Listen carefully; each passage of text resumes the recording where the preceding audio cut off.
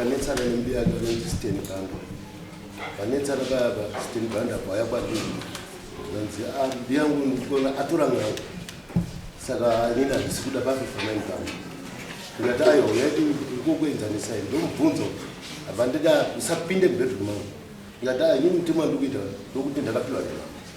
Mamba akati unobvunza. Saka yeka nochiti andipinde bedroom mangu zvikurerechi. Ndambopinda bedroom mangu here. Hanzi baba apa ndokunopika baba ndikakuro. Achinipusha ndakababa siduka ndakaya. Ndizo zvere chikomana. Nzoi tsangana.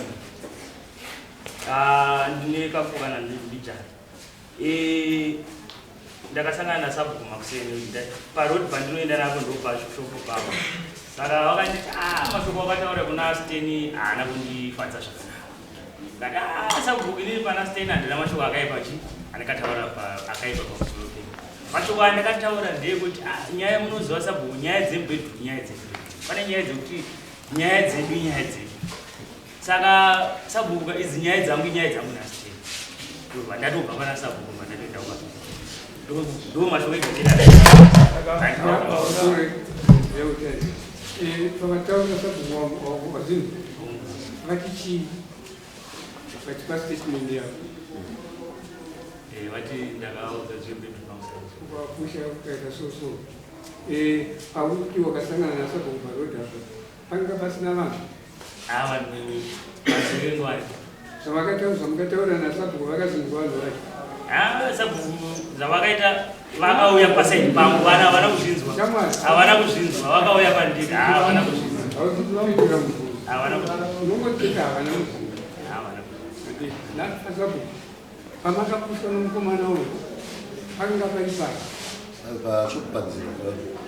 Panga pasina vanhu. Ingwari. Vakazviona. Wazini? Zvinoita zvinozoita. Ndaida kubvunza kuti iwe simba rokupusha Sabhuku karwana. Ndinobvunzawo mambo pamusoro ipapa. Ndinopusha Sabhuku. Handina kubvira ndawapusha Sabhuku. Asi waungomubvunza wabvunza. Ndakarowana ko. Handina kurowana. Ndasina simba rekuvapusha. Saka futi Sabhuku waungwana. Mava uruza. Avo vawini. Want to talk. Umunzi kasi kwenye unzi kana kuchura munhu akananga chapa pamaino audze Sabhuku ndizvo zve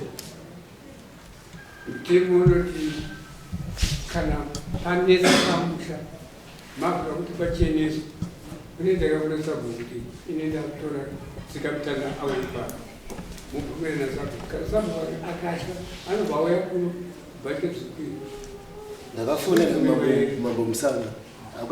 Wakapetera here. Ndikabvunza mbiya ari munhu. Akati hatina kupetera. Nanzi nini akatora here masvikiro okuno. Ndikati kwete haana kuita sei? Haana kutora masvikiro okuno. Saka ndiwakanditi chienda kwaBusha kudhuze. Munotongwa kopi ikoko. Saka ndakakwira danda.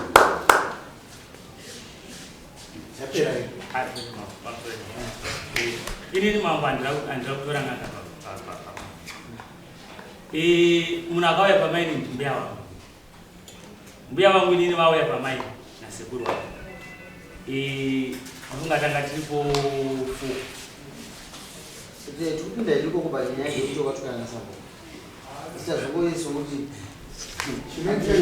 chinonzi mwanga nambuya wako kana basa.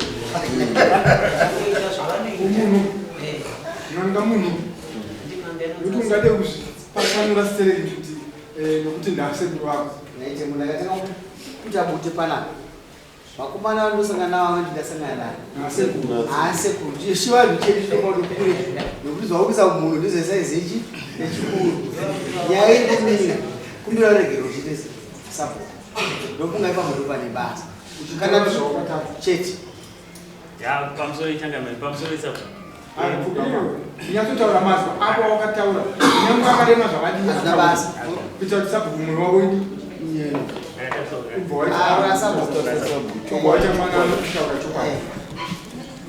pamusoro Sabhuku ndine urombo pane zvandakataura.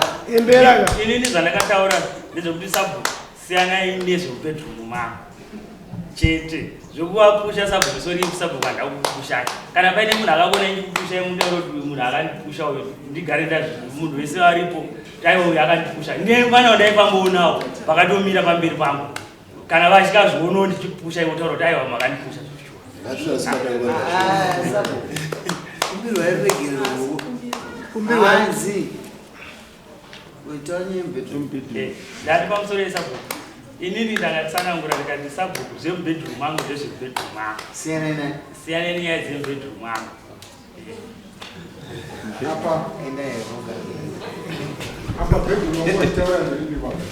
bedroom mana ndaitaura inini inyaya dzekumaini dzemsingeti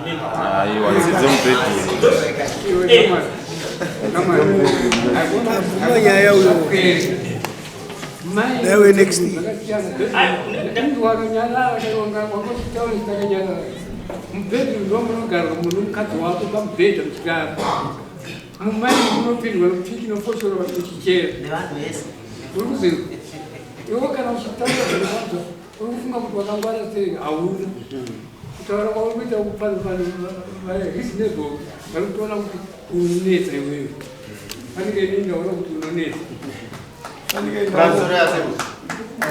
ndibotaurawo nemunin'ina wangu maini yako inzvimbo mari masabhuku ani ndivo vakagara apa ari mubedroom nemumwe ndiani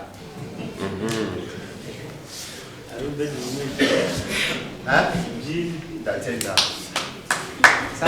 mwana nyakumberege ari wrong vanhu vachifunda nakudzoka navagara vaveti unofanira maideas vachokwandika vangopa umuexplainati aiwa kupfumisa zvakati kana vachikwanisa kuzvigadzirisa kugadzirisa kana vasingakwanisi kuenda mberi tofanirwa nenyaya zvineni handinime munhu shamba sabhuku ane shamba here shamba yemukomana wemunaye anoda kumuroora shamba yakaita sei ndimunotituma mari yavo yakabhadhara dani kazi mukomana uyu tizviri kuti mubedroom rakaita sei kuti siyana nenekuda kuenda pamberi pangu stereki wangopa wangauza zvo zvakanaka ndibaba wako ka asi tadza kuti uri kutanga ndizvozvo nai misine yake kudzipei sezvo kari kekutanga mumisambo dzimbiri nemari yasabhuku yavakwira dare neyavafambisa une chichemere mwana vatungamiriro matunhu nemasabhuku vachiripota kumadzimama ndosaka auya kuno ndosaka amusana vatendai pamusha nditokutongai administration ndiyavo zvepasi munoenda kunani namusana so zvinovakupa pichi yakanaka kuti usadaro tisino kutongai tisogadzisai mainzi inopinda izvo ndakadai nyaya iyi yatonezera tinyororotsamba mainzi itouya ione ugadzisai zvakanaka anobhadhira zva 21 komana amawadzisogara nevamwe zvakanaka ende unosaini 21 hapana chichemo uisa chichi mbudzi yesabhuku yakachipinda tipe vamwe